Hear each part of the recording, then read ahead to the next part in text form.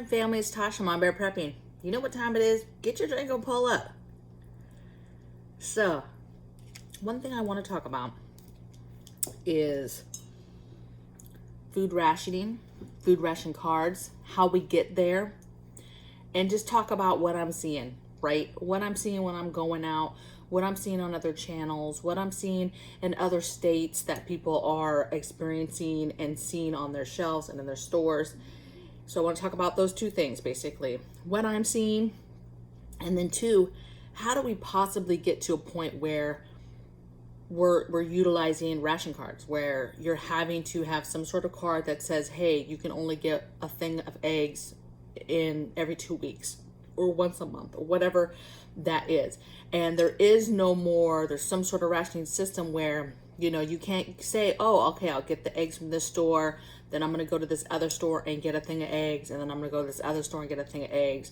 And just having the freedom to go and get things, right? You know, even limits, we can get past that by doing what I just said, by going to different stores. But when you have a rationing system, which obviously I've never seen in my lifetime, but rations literally what you've bought, so you can't go to another store because they're going to look at the card and say, no ma'am, you already got your eggs. Okay, so let's talk about a few things. You know what time it is. Get your drink, pull up, let's talk about it. Okay, so things I'm seeing, and some of the subscribers have shown me some of this stuff I've seen myself. So let's just go through it. So obviously food shortages. So the tricky thing about food shortages is every single person's different and where you live is different, okay? I think that there are definite food shortages. There's definite stores that are being portrayed and being recorded on social media that you can clearly see empty shelves. And sometimes there's an explanation. I said, oh, Lord, it's early, you guys. But sometimes it's just a fact of you go in there during a time when they just haven't stocked the shelves, okay? But depending on where you live will depend on what level you're seeing this at. But it is happening, okay? Where I live, shelves have, for the most part, been fairly full, okay?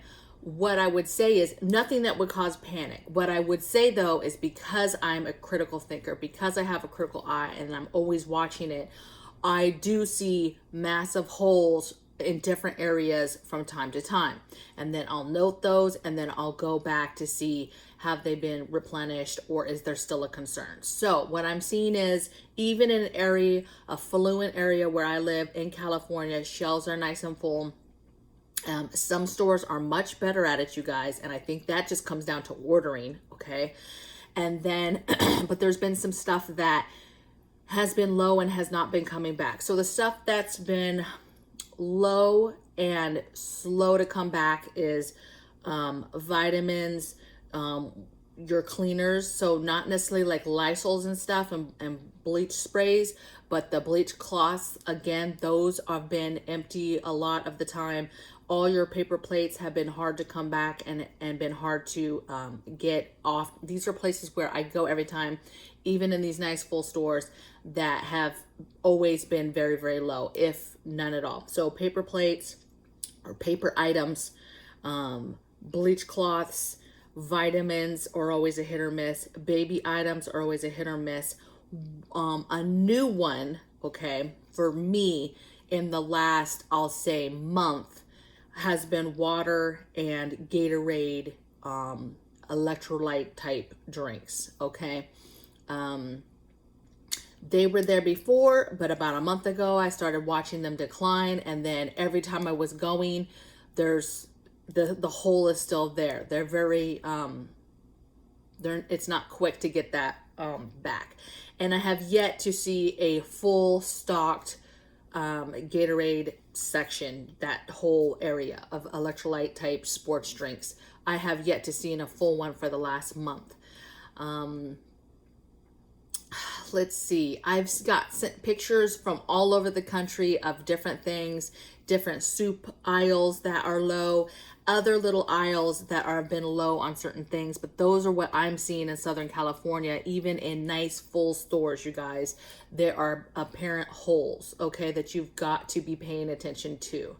Another big one has been that I've noticed is not really fruit in general, but bananas. I have seen everywhere I go, I feel like I go, and there's no bananas or there's a few bananas. So take that for what it is, okay? And I'm sure in your area, if you're paying attention, you'll notice where your holes are at. Some places, baby, there's shortages everywhere. So meaning every single store they go to in their area has massive holes where stuff is supposed to be. Massive holes for not just food, but regular stores. So my girl, Tommy Homestead and Garden, or Tommy's Garden Homestead, I'm going to get the name and put it in the description box, you guys. Go check her out, okay? She's great. She does videos every single day of her actually taking you in the stores and showing you. She lives in South Carolina area, and so you can kind of see where the stores have been. And she has been reporting and showing holes, and it's bad. And she even went to Target, and there was massive holes. And there wasn't massive holes in just the food. The food was like totally gone, but even the aisles that had like decorations and candles and like home stuff, you know, towels, like home stuff, dishes, things like that, had gaping holes, you guys. So this isn't just a food shortage thing. This is a supply thing, okay? Another thing I'm seeing is a subscriber brought this to me a little while ago, was she was noticing coupons, that the coupons that were being sent out had less food items on them and more other items, right? So she was seeing a decline in the offers of coupons for food products and more for other stuff, okay? So I was like, okay, that's interesting. I don't really coupon a lot. I do look for sales, but I'm not a huge coupon person, right? What I noticed though, and now I have to investigate, is the last 2 weeks I have not got my mailers. So you know how you get your little bundle of mailers, and it basically tells you, it has some coupons and tells you the sales of all your local grocery stores. Well, I haven't gotten mine the last 2 weeks, you guys. And I'm like, okay. And that's concerning only because, first of all, why are you not giving us our normal stuff? Is it a way to cut back money? Is it a way to cut back because they can't offer those coupons and those sales anymore? So now I have to investigate, because Fridays is the day that I typically go to one of our local stores, which is called Vaughn's. It's part of the Safeway group. And on Fridays, they have $5 Fridays. So I like to go there, for example, on Fridays and stock up on $5 stuff. Like I'll stock up when they have $5 toilet paper, $5 laundry soap, things like that, you guys. Really, really good deals for $5. And that's when I'll get certain things, is $5 Fridays at Vaughn's, but no mailers came. So now I'm going to have to go. I'm going to go today, and I'm going to have to check out if the mailers are there, the kind, you know, because you know you can just go in the store and get the mailer too. So we'll see. Next thing I'm seeing is less and less food. I already talked about that. And food on the shelves. What I will say about food on the shelves is, one, be careful. We're all kind of seeing the different, not tricks, but ways that they shelve food to make it look like there's more there. So that was kind of a thing this last probably 4 or 5 months. Now what I'm noticing is, be very, very careful about the food that you're buying and the expiration dates. I'm not saying to buy stuff that has a shorter expiration date, but just pay attention, because now there is food getting put on the shelves that has a much shorter expiration date, okay? And meat expiration date's much shorter. So I'm not sure how that happens. You know, if that's just stuff that was way in the warehouse, but I would have thought that'd be on like a normal rotation when they're restocking stores, right? But it's very concerning. This is all over social media, at least places I follow, okay? So not on your normal media, but just be paying attention, because those expiration dates have been tending to be much sooner. Not your, you know, hey, a can of this and the expiration is 2 years from now. That's not the case, okay? So just be paying attention to your expiration dates. Now, if you're inventorying and doing what you're supposed to do for food and labeling, You should be noticing this, but just pay attention, okay? All right, let's talk a little bit about just how do we get to ration cards, because it's scary, okay? Because ration cards means that somebody has come in and basically said and mandated that, you know, hey, we need to share the wealth and everybody needs an equal share, and this is how we make sure we do it. That's to shut down any kind of hoarders, couponers, preppers, because that's what they think preppers do. They think we hoard and go to the store and buy massive things of food, okay? And to me, we're no different than anybody else. I do my shopping on paydays just like normal people do, okay? I'm not out here buying $3,000 worth of stuff at Costco. Do you know what I'm saying? Like, nobody has money for that, first of all. And second of all, that's not how you prep anyway, okay? That's not how you do it, you guys, all right? So how it starts, simple things, limitations. Now, we've already kind of dealt with this a little bit because of the pandemic, right? We've dealt with certain items that the store would deem is going way too fast. It's hard for them to replace it.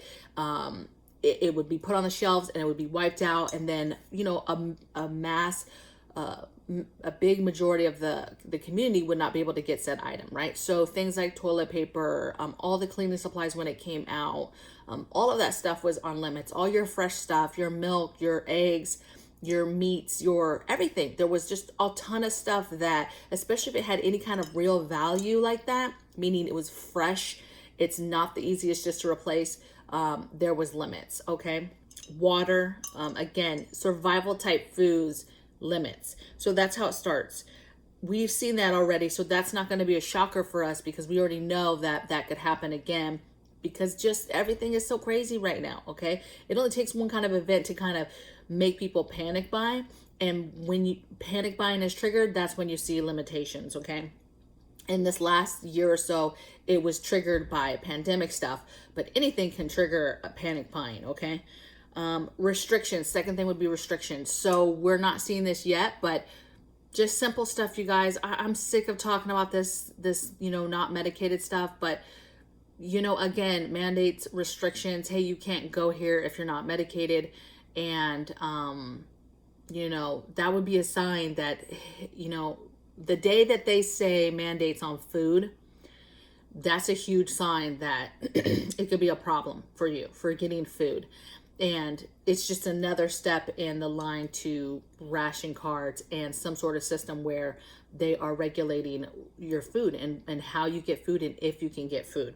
Okay. And then I think some other signs is food insecurities, more food banks popping up, more food lines, right? Not just food lines for normal times of year, like holidays and stuff. In wintertime, that tends to be like where the influx of food lines come, but with our current homelessness situation and with people gonna be walking away from their jobs and you know, you're gonna have more food lines this year and more food banks, which again stresses the food supply chain, because you have people who are trying to procure that food to be able to set up these shops where they're able to give people food.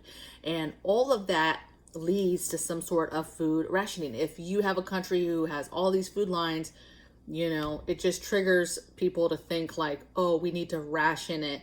We need to make sure that it's fair across the board. So the way you get ahead of this is just continue to do the things, you know. I'm not even going to say the obvious, you know, but do the things, get the things that you still need to get while you can freely get them, while you can easily go somewhere, while there's no limits, while those things are still available. Because what happens too is, you know, if rationing is involved, that means less money companies are making, these distributors that are putting this food together, making the food, making the products, and then they start to lose money. And so it's just a very bad situation all the way around, And so, you know, another thing to do too, I've talked about this a couple videos, is get to know your local markets, your local locations for food, fresh eggs. There's all types of farmers and even little homesteads that sell fresh eggs and fresh vegetables and sell seeds and your local butchers, your local people who are raising animals. I mean, just take a look and see. There's little small farmers and little small homesteads who sell, you know, might raise up 4 pigs for the year and then sell 2 of them. Okay, so be looking for like those type of people, those type of deals in your area, and know where you could possibly get other stuff, you know, in case limits, any kind of restrictions, and or we get to the point where there's ration cards. So I know this video was a little bit different. Hopefully you got something out of it. I would love to hear in the comments below your thoughts on this topic, thoughts on what you're seeing, thoughts on ration cards, thoughts on where you feel like you are in a family, where if you were just hit with ration cards today or some sort of restrictions, how would you get food? You need to be starting your gardens, growing your gardens. Start like I did this year, total experiment. I just put some seeds in some cups. I put some janky lights on them, you guys, some janky LED lights. I had no idea what I was doing. I got them to pop. I took them outdoors. It's been a hit or miss with stuff, but I'm like 95% successful in what is going on outdoors. The only thing is the learning curve, because that's why I say you have to experiment, because the learning curve is big as far as, first of all, what plants are supposed to be planted at what time of year. I totally trashed that. I have all types of plants out there that were cold weather. You know, I have the whole process of how to when to take food, when to harvest, what to do with the little bit of harvest you're getting until you have a full harvest that you can actually preserve in a way, learning how to preserve that. You know, I'm a pressure canner person, hardcore, right? Meats and all that stuff, soups and stuff. But then you throw in, hey, now you got to learn how to preserve these vegetables, and there's 1,000 ways you can preserve them. So that has been kind of the curve of how you're going to do that, okay? And growing stuff in pots, it can be done, but just to be real, certain plants need space to grow. And so that's the learning curve. I have been successful though, and I am getting food and I am harvesting, and I cannot wait to do it next year on a bigger scale. But you've got to get that stuff now. At a minimum, get your seeds, get your seeds, get your seeds. Get a ton of heirloom seeds. And if you absolutely don't have nowhere to use them now, just get them later, okay? You've got to make sure that you and your family with these food insecurities, that you're getting ahead of that, okay? As much as you can. Because it's a scary thought the day thinking, you know, when you run out of food, or hey, I only have the food that's in my home. It's scary for all of us. That's scary, okay? So I'll see you guys on the next video. I think that's enough babbling for me today, and I'll see you guys tomorrow. Take care.